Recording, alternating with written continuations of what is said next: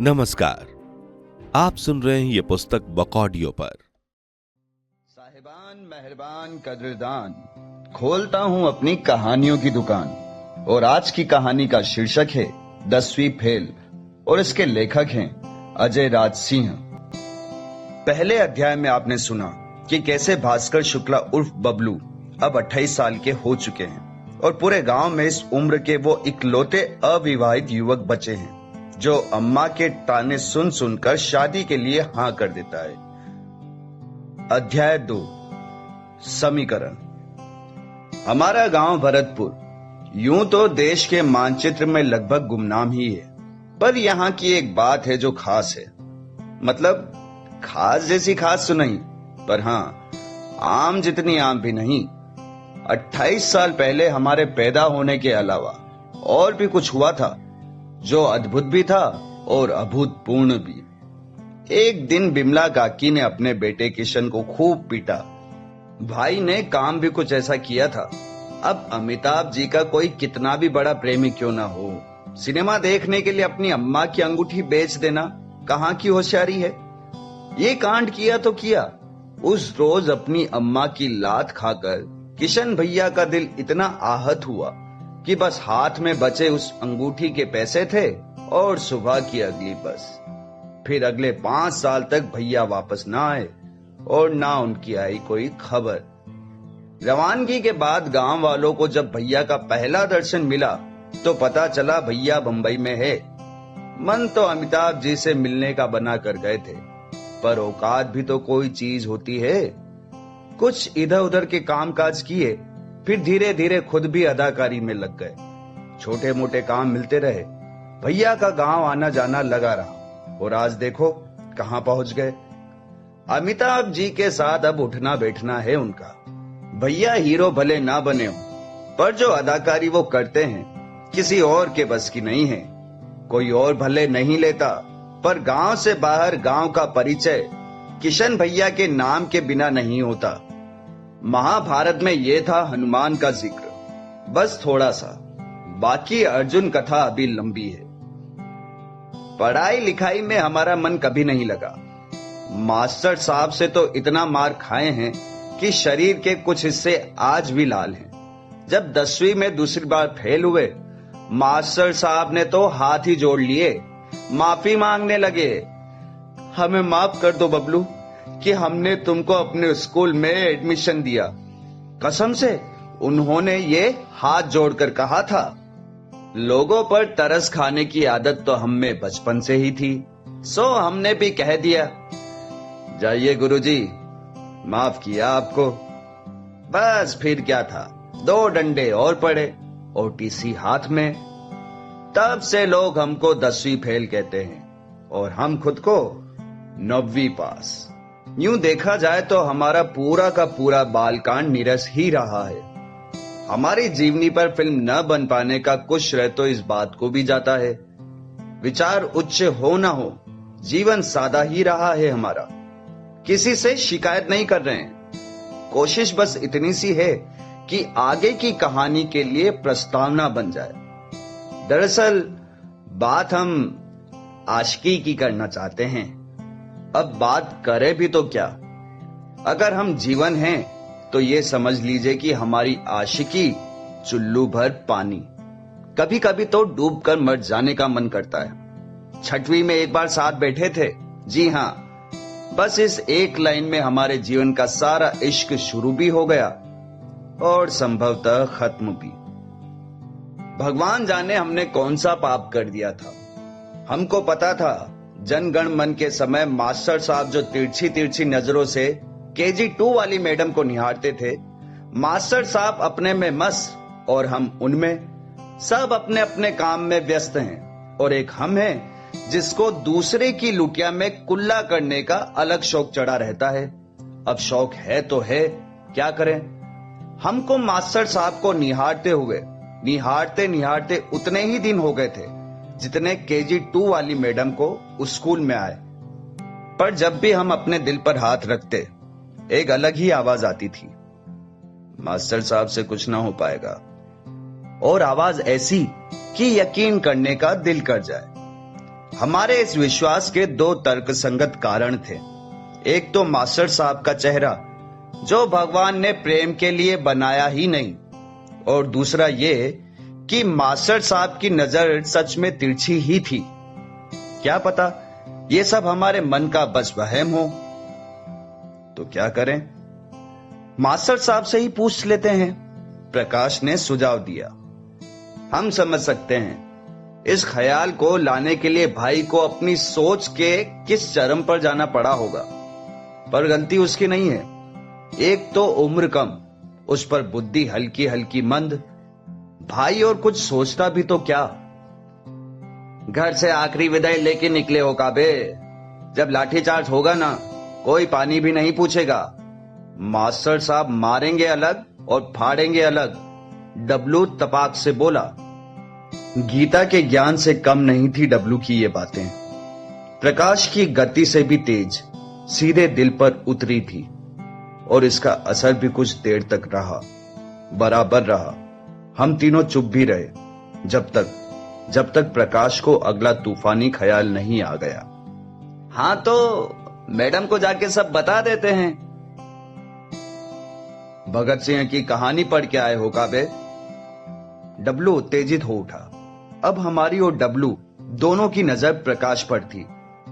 नहीं तो शहीद होने का शौक काहे चढ़ा है? और हम दोनों तुमको का राजगुरु और सुखदेव दिख रहे हैं? डब्लू बड़बड़ाने लगा। और देश की बात हो तो साला सोचे भी। मसला इतना बड़ा नहीं था कि जान दे देते, और इतना छोटा भी नहीं कि जाने देते। कुछ तो करना था, और इसी सोच में रात बीत गई। जब अगले दिन की बैठक हुई तो हमने ऐलान कर दिया, मास्टर साहब के नाम से मैडम को प्रेम पत्र लिखा जाएगा। तालियां। तो बस ये थी वो गलती। हाँ, जहां से हमारी एक लाइन की आशिकी शुरू भी हुई और खत्म भी हो गई। दरअसल सब ठीक था। हमने खत लिखा, बराबर मैडम तक पहुंचाया भी। स्कूल में हाहाकार भी मच गया। यह भी पता चल गया कि दोष मास्टर साहब का नहीं, उनकी तिरछी नजर का था। पर कहानी जाकर कहीं और उलझ गई। सब शुरू होकर खत्म ही हो रहा था कि मास्टर साहब ने क्लास में आकर कहा, जो भी बताएगा कि वो प्रेम पत्र किसने लिखा, उसे इनाम के तौर पर मैं इस साल बिना इम्तिहान दिए ही पास कर दूंगा। हमको तो लगा था कि मास्टर साहब व्योमकेश खेलेंगे। यहां तो दाव ही उल्टा हो गया। पूरे स्कूल में बात ऐसे फैल रही थी मानो कोई चुनावी मुद्दा हो। बिजली चाहिए कि नहीं चाहिए? चाहिए। पानी चाहिए कि नहीं चाहिए? चाहिए। खत लिखने वाला चाहिए कि नहीं चाहिए? चाहिए। माहौल इतना भयावह हो गया था कि हम खुद भावनाओं में बहने लगे थे। मुद्दा बहुत संगीन था और इनाम जबरदस्त, इतना कि डब्लू पांडे का ईमान डोल गया। बस फिर हम आ गए मास्टर साहब के घेरे में। दोष डब्लू का नहीं था। अरे एक पल को तो लगा कि हम खुद ही अपनी शिकायत कर दें। बिना परीक्षा दिए पास हो जाना तो बस सपने में ही देखा था। खैर, बाद में डब्लू को 6वीं में 2 बार फेल होते हुए भी देखा गया। वो इनाम आखिर में निकला चुनावी मुद्दा ही, कभी पूरा नहीं हुआ। रही बात बबलू शुक्ला की, तो हमारी सजा अलग ही थी। दिन भर के लिए मास्टर साहब ने हमारी जगह बदल दी थी। हमको एक लड़की के बगल में बैठा दिया गया। राधिका, यही नाम था उसका। तब का जो जमाना होता था, हम भूतों से ज्यादा लड़कियों के सामने आने से डरते थे। मंदिर वाले पंडित जी ने हमसे एक दिन पहले ही कहा था कि हमारा शनि भारी चल रहा है, पर इतना भारी होगा अंदाजा नहीं था। हम मास्टर साहब के सामने गिड़गिड़ाते रहे कि भले मार मार के कोई अंग लाल कर दें तो कर दें, पर यह सजा ना दें। पर उस निर्दयी के अंदर काहे की करुणा और काहे का रहम। मास्टर साहब की सजा ने हमको लाल तो कर दिया था, पर शर्म से। सरकारी स्कूल में पढ़े लोग लोहे की बेंच के कोने का दर्द समझते होंगे। सारा दिन हम बेंच की आखिरी छोर पर नजर जमीन में गड़ाए अपनी सजा काटते रहे। राधिका यूं तो हमारे बगल में ही थी, पर लग रहा था कि जैसे कोसों दूर हो कहीं। हम भी जाने किस लिहाज के आगे मजबूर थे। जितना भी मुमकिन हो पा रहा था, हम उससे उतनी दूरी बनाकर पूरा दिन बैठे रहे। अब बैठे तो क्या रहे, मानो लटक रहे हों कि बस एक बार कोई तबीयत से छू दे तो हम जमीन पर पसर जाएं। समय बीत रहा था और जब भी क्लास की लड़कियां खिखिया कर हंसे, हमारी नजर और नीचे गड़ जाए। हमको तो कभी कभी लगता था कि पूरे शुक्ला खानदान पर हंस रही हैं। हम बीच बीच में प्रकाश की ओर भी देख लेते और फिर जिस हीन भावना से वो हमको वापस देखता, हमारे बालक मन में मास्टर साहब के लिए नफरत और बढ़ जाती।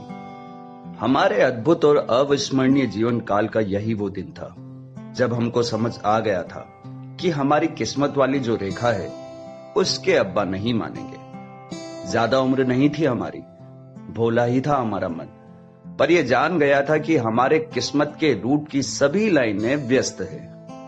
उस दिन फिर जब छुट्टी की घंटी बजी, हम बस्ता उठाकर ऐसे भागे जैसे किसी गलत जगह आग लग गई हो, और बेंच के कोने ने जो हमारा हाल किया था, बस मान लो कि लगी ही थी। हम दिन में हुए हादसे से दुखी कम थे और उससे अंततः उबर आने पर खुश ज्यादा। हमारे जीवन का यह पहला प्रेम प्रसंग था और संभवतः आखिरी भी। इसे हम प्रेम प्रसंग इसलिए कहते हैं कि कभी कभी जब हम में हमारी अम्मा जागती है तो ऐसे क्रांतिकारी ख्याल भी दिमाग में आते हैं। वो जो मैं शर्मा के तुम्हारे पास आया और तुम खिलखिलाकर हंस पड़ी, वो जो मैं खामोश रहा और तुम बिन कुछ कहे सब कुछ कह गई, वो भी मेरी जिंदगी की एक कहानी है। जानकारी के लिए बता दें कि आजकल राधिका के बच्चे हमको मामा मामा कहकर पुकारते हैं। जी हाँ, और उस दिन को याद करके प्रकाश और डब्लू हमको आज भी चिढ़ाते हैं और कमबख्त हम चिढ़ भी जाते हैं। खैर छोड़ो, अब क्या फर्क पड़ता है। वैसे जितने नाकारे हम बचपन में हुआ करते थे, अब उतने नहीं हैं। हाथ में टीसी लिए जिस दिन हम घर पहुंचे, अम्मा ने हमसे सारी उम्मीद ही छोड़ दी थी। 10वीं में दूसरी बार फेल हुए थे। अंदाजा तो था कि अम्मा स्वागत जरूर करेगी। सवाल यह था कि झाड़ू से या डंडे से। रिजल्ट छुपा भी नहीं सकते थे। प्रकाश सुबह सवेरे ही अम्मा के सामने नारियल फोड़ आया था कि रिजल्ट आज ही खुलेगा। अब तो घंटी हाथ में थी और बिल्ली सामने। कमबख्त बांधना भी हमको ही था, पर कैसे? अम्मा हमारी जच रही है आज। हाँ, हमने घर में घुसते ही पहला दाव खेल दिया। तो फिर फेल हो गया ना? है? अम्मा ने गुस्से में कहा।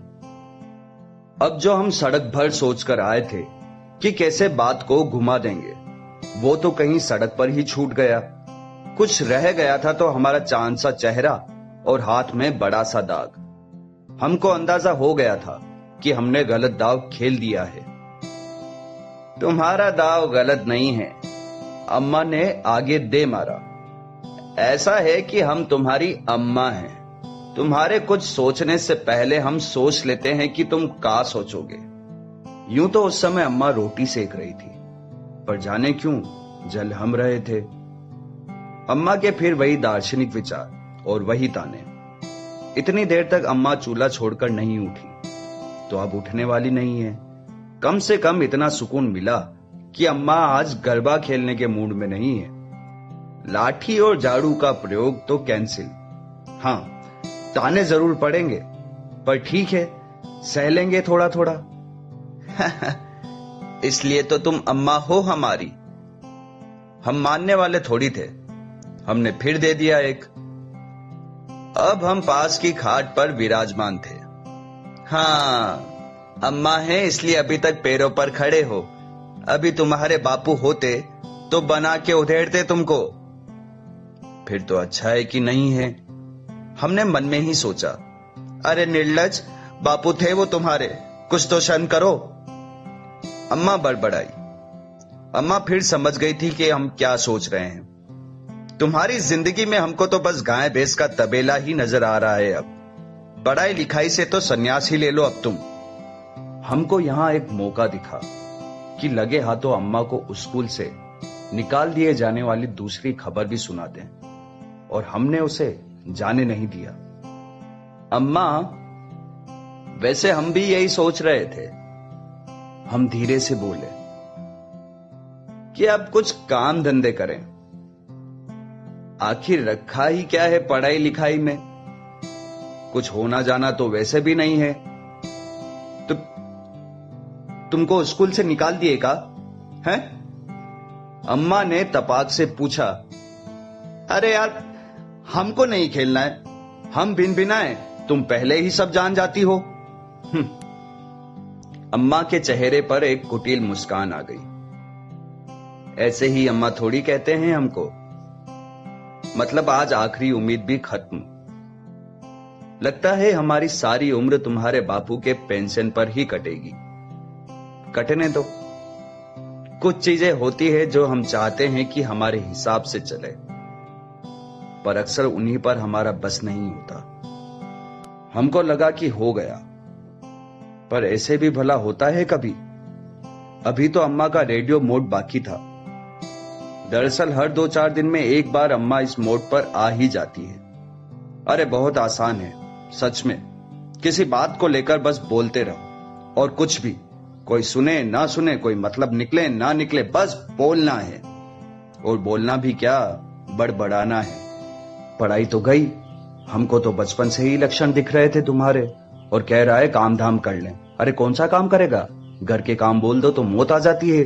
बिमला का लड़का तुमसे 3 साल छोटा है और अब कॉलेज जाएगा। शहर में कमरा भी देख आया है।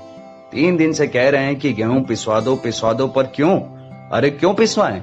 राजा साहब गेहूं पिसवाने के लिए थोड़ी ना पैदा हुए हैं। लगा तो रखी है एक दासी, सब काम करती है तो ये भी करेगी। और एक तो हमारी आंख सूरज कम वक्त चांद जैसा दिखने लगा है। और रेडियो चलता रहा। बहुत सी चीजों में हमारा मन नहीं लगता, ये तो हम भी मानते हैं, पर एक बार जिसमें लग गया तो फिर बवाल समझ लो।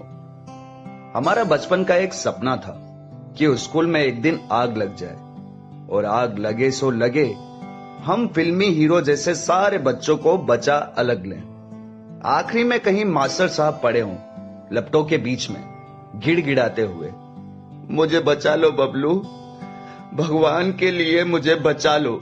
निर्दयी मास्टर। हमारे सिर के पीछे से एक अद्भुत रोशनी निकल रही हो, और आगे हम गुरूर में कहें, इन आग के लपटों में आज स्कूल नहीं जल रहा है, यहां तुम्हारा अहंकार जल रहा है। यहां जल रहे हैं तुम्हारे सितम, जो तुमने मासूम बच्चों पर किए हैं। तुम समझते हो कि तुम इस अग्नि से निकाल लिए जाने के लायक हो? कभी नहीं। देखो इन मासूम बच्चों के चेहरे को। ये इस भीषण आग से बच जाने पर खुश नहीं है।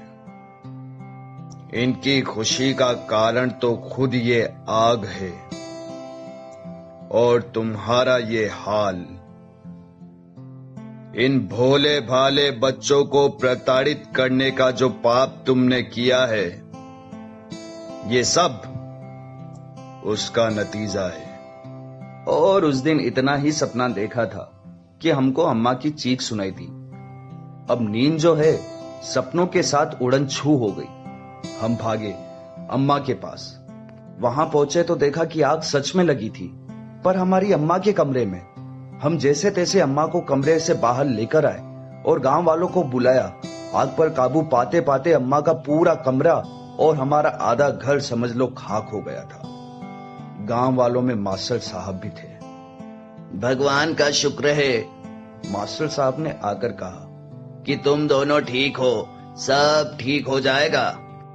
यहां हमको तो कुछ और ही दिखाई दे रहा था, जैसे मास्टर साहब के सिर के पीछे से वही अद्भुत रोशनी निकल रही हो। देखा बबलू, ये सब तुम्हारी ही उद्दंडता का नतीजा है। मैंने तुमको हमेशा से सिखाया कि कभी किसी का बुरा मत सोचो, पर तुमने मेरी बात कभी नहीं मानी। ये आग अपनी किस्मत में तुमने खुद ही लिखा है। शायद सही भी था, पूरा नहीं तो आधा ही सही। हमने आग को अपनी किस्मत में लिखा हो ना हो, आग से अपनी किस्मत जरूर लिख दी थी। हमने अपनी अम्मा के साथ मिलकर अपना घर दोबारा बनाया। समय लगा, पर समय के साथ हमको इसी में अपनी किस्मत दिखने लगी। 9 साल पहले हमने अपना पहला घर बनाया था अपने लिए, और अब दूसरों का बनाते हैं। बिल्डर बबलू शुक्ला कहते हैं लोग हमको। अभी आप सुन रहे थे ये पुस्तक बकॉडियो पर। आपको ये किताब कैसी लगी कमेंट में हमें जरूर बताएं। साथ ही स्क्रीन पर दिए गए सभी प्लेटफॉर्म्स पर हमको फॉलो करना ना भूलें। धन्यवाद।